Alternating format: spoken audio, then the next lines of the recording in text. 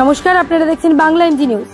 Exclusive ভূমি দপ্তরের আধিকারিক অভিযান চালিয়ে বাজেয়াপ্ত করেন অবৈধ মাটি কাটার মেশিন ও মাটি বোঝাই ট্রাক্টর ও ডাম্পার। অতি ভারী বৃষ্টির ফলে যখন এলাকার বেশিরভাগ অংশ জলেমগ্ন, প্রশাসনের আধিকারিকরা ব্যস্ত সেই বানভাসী এলাকাগুলো নিয়ে।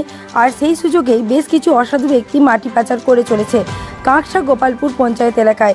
এরকমই অভিযোগ প্রায় লিখিতভাবে কাঁকসা গোপালপুর পঞ্চায়েত প্রধানের।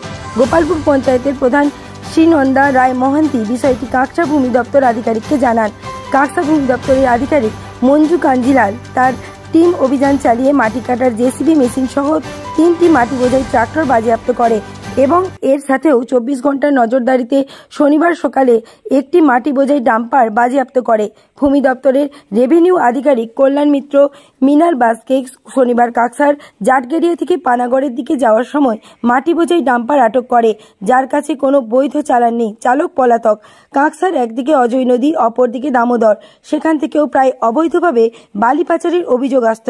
কিন্তু এখন মাটি পাচারেও যে সক্রিয় হচ্ছে তা এই ভূমি দপ্তরের নজরদারিতে স্পষ্ট বোঝা যায়। যদিও ভূমি দপ্তরের আধিকারিক জানিয়েছেন 24 ঘন্টার নজরদারি চলছে, এই ধরনের অবৈধ মাটি পাচারকারীদের বিরুদ্ধে আইনত ব্যবস্থা নেওয়া হচ্ছে। পশ্চিম বর্ধমানের দুর্গাপুর থেকে নিমাই দাসের রিপোর্ট। কাঁকসা দপ্তর দ্বারা বিগত 7 দিন ধরেই আমাদের এই অভিযান চালানো হচ্ছে। 24 ঘন্টা জুড়েই আমরা এই অভিযানটা চালাচ্ছি, পালা করে চালাচ্ছি, টিম ওয়াইজ আমরা চালাচ্ছি। বিগত 2 দিন আগে একটি জেসিবি সমেত 3টি মাটির ট্রাক্টর এবং বালি আর একটি বড় ডাম্পার, সেটি আগামীকাল ধরা হয়েছে। এবং আজকেও ভোর 5:30 নাগাদ একটি মোরামের গাড়ি ধরা হয়েছে। এই এখন সেটাকে সেফ কাস্টাডি আমরা করতে যাবো, আর এরপর অভিযান চলবে। বলছি, এগুলো কি এই কাঁকসা ব্লক থেকে উঠছে না অন্য ব্লক থেকে বা অন্য জেলা থেকেও আসছে? না, আজকে যেটা শুনতে পারলাম এই ড্রাইভার উনি বললেন যে এটি নাকি বীরভূমের ওই দিক থেকে আসছে, জায়গার নাম ঠিক বলতে পারলেন না। আমরা একে রাস্তায় ধরতে পেয়েছি, তার কাছে কোনো বৈধ কাগজপত্র ছিল না, এই কারণে তাকে আমরা এখন এই পার্কিংয়ে রেখে সেফ কাস্টাডি করতে তাড়াই যাবো। আপনার নামটা?